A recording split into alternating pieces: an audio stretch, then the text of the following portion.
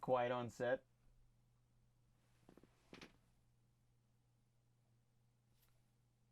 Rise and shine, everyone. It is 12:56 a.m. I'm extremely tired and have been up for 20 hours. However, I just got back from the good old cinema, good old Cinemagic, and I just saw Rise of the Skywalker.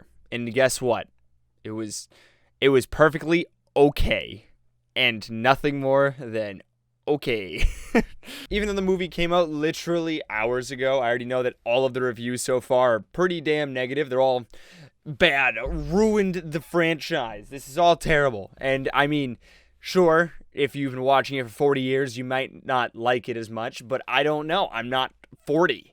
So have fun with it. The movie was fun, which is rare for a lot of movies. Like when I talked about Us, it was fun because it was a comedy. However, this was fun because it was, when you focused on just the action, it was really cool. But I'm going to start with the things that I didn't like. To start off, the movie had absolutely no consistency whatsoever. Like, these rules apply now, but then these rules applied later, and this thing happened, and then instantly this character knows about it. How? And then for some reason, there's always a character in the background that's like, yes, they destroyed XYZ with super laser cannons. And they're all like, yes, of course. The super laser cannons. Damn it. How will we win this war? And then suddenly one of them has a plan for how to destroy the super laser cannons. And sure. Another issue with the movie is that all of a sudden one of these new abilities, one of these new powers, this new talent that a character learns becomes a deus ex machina.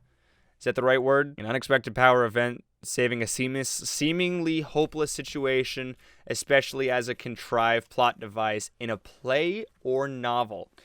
Yes, this newfound talent of this character's was a very big deus ex machina, and suddenly carries the rest of the entire movie on several different occasions. And then there's a cool little gunfight, and then that's pretty fun. You get to see everyone in combat. Yeah, cool. And then it goes back to the actual plot, and things just happen. It's at a breakneck pace. This is happening. We need to go to this planet to find a clue about this thing, this box that contains all the secrets of the Sith. I need this. Excellent. Just for you, I know what planet that clue might just be on for you. That's cool. And then I'm on the planet. And there it is. There it is. Convenient character here leads them to convenient location here. Boom. Everything is happening just as the Force tells you it will, which is another huge thing, is that suddenly the Force isn't just a power. It's not nature versus humanity. Like, is it real? Is it a belief? No, suddenly it's a way of existence, and the Force just does things, and the Force carries the movie. And anytime any character doesn't know what they're talking about or has no reason for the plan that they're trying to commit to, they just go, a feeling. Why do you want to do this thing, this major event, for no damn good reason? It almost makes zero sense. It's a feeling. And then they're right, and then it's right. And then they're like, but is the Force real? And then the character's like, I know it's real. Like Rey hasn't been doing superpower things this entire franchise. I totally forgot to also add this in, so at some point I'll just wedge this in the middle. So here we go. Another big issue with the movie, I talked about pacing a little bit, but one of the things in here is that major character events are just kind of pointless. Like, they almost hint at killing off a certain character in the most uncinematic unreal way possible. And they let you pretend for a minute that's the way it played out. And honestly, I'm surprised somebody didn't walk out of the theater right then and there when said thing went down. But then, another major character actually passes away. I'll put a little spoiler alert. It's not major. You know a character's going to die. You know some character's going to die in this movie. But either way. Anyways, so a character dies. And this character says one word before their death. And then dies. And that's it. They're gone. Just out of nowhere. Goodbye. No send-off. No nothing. They said one word. And then they were dead. And then all the characters were really sad about it. That was the entire weight of that scene. Not that any scene actually has weight, because at no point do they actually talk about how dangerous the new terrible people are. Oh no, the new bad guys. Palpatine's about to take my fucking lunch money. But they never actually discuss it beyond a preschool kickball match. And the kid's going to beat him up if he loses. It never goes beyond that kind of a threat. So there really is none. I think the best thing about the movie, though, is that they decided that J.J. Abrams decided to copy every major anime ever. And everything is cured, and the war is finally won by the power of friendship. You may have beaten me, bad guy number 2, but I have my friends and my good pals, and our hearts are connected as one, and you can't beat an idea. God, come on, guy. We're pals. Pals save the day.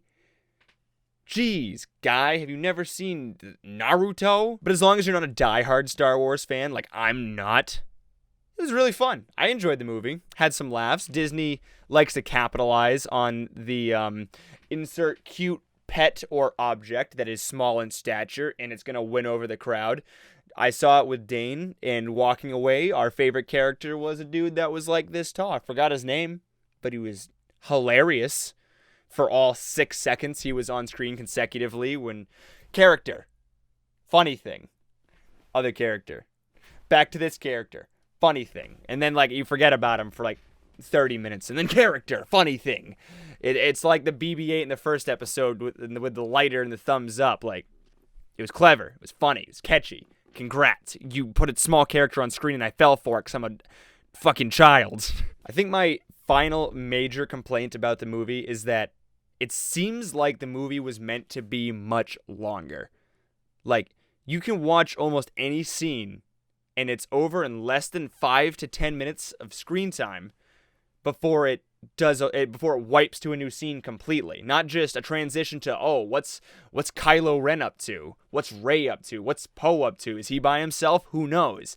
No, it's just, vroom, new subject, new topic. We're done with that thing. And every single scene feels like it could be extended to double, triple, quadruple if you wanted a 40-minute one scene. But there's a lot of room for growth in these scenes. Like, without major spoilers, Kylo Ren's on a planet, and he's just fighting some dudes. Lasted literally less than 1 minute, and then he achieves his objective. And then next scene, you could have had like a full battle, anything that shows you what's going on in his head. But no, it's just dead. Very cool fight, but it's just rapid fire death. Boom, objective achieved. Boom, let's see what the Resistance is up to. And that was the entire movie. By the time you get 45 minutes in, I swear to God, I watched the first 2 Star Wars movies like hyper collapsed into 10 frames. The movie could have been like 4 to 5 hours and been just as entertaining, in my opinion. Because at no point did the movie feel like it was dragging.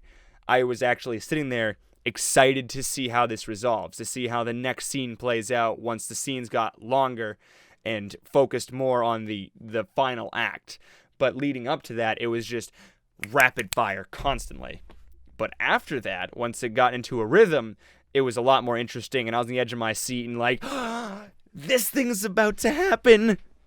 And then it would happen. And then I'm like, oh, I actually guessed it. I was right. And you'd see that, which, some things are predictable. Some of it actually isn't.